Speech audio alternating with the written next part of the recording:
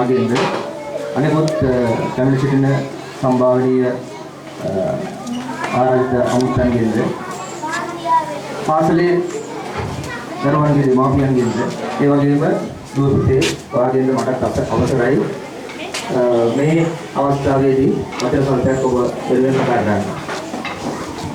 අතරම ප්‍රථමයෙන් මම ස්තුතිවන්ත වෙනවා උදව්පතිතුමාට මේ වගේ අවස්ථාවකට මේ ශිෂ්‍ය නායක නිලාන්තර ප්‍රදානය කිරීමේ අවස්ථාවට සම්බන්ධ වෙන්න අපිට ඇරයුම් කරාට මොකද දුව පුතේ මට මතක් වෙනවා මීට අවුරුදු ගණනාවකට කලින් මමත් ඔයාලා වගේම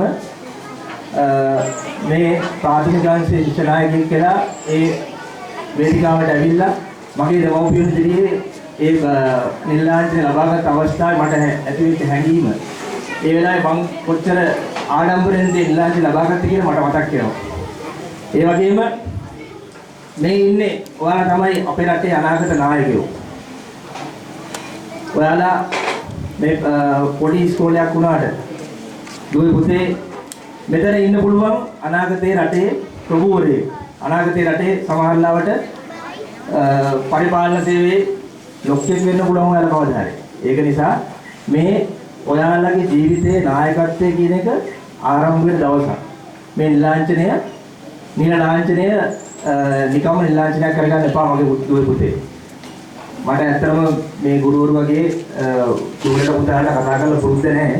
මොකද මම කතා කරලා තියෙන්නේ සාමාන්‍යයෙන් ලොකු හමුදාවේ අංකල්ලා ඇන්ඩ්ලට තමයි කතා කරලා තියෙන්නේ. ඉතින් මම කියන්නේ ඔයාලට තේරෙනවද දන්නේ නැහැ. නමුත් මම උත්සාහ කරන්නම් ඔයාලට තේරෙන දේ කතා කරන්න.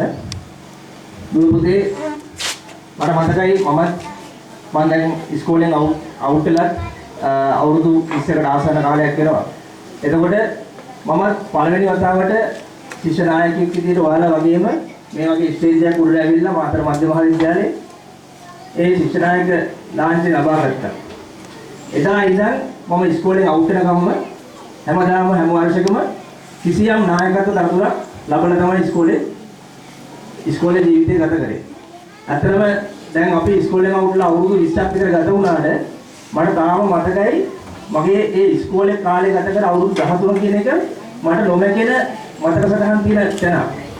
ඒක නිසා ඔයාලත් මේ ඉස්කෝලේ පස්සේ ඔයාලා වෙන ඉස්කෝලකට යයි සමහරට 6 වසරේදී අනිවාර්යයෙන් යන්න ඕනේ.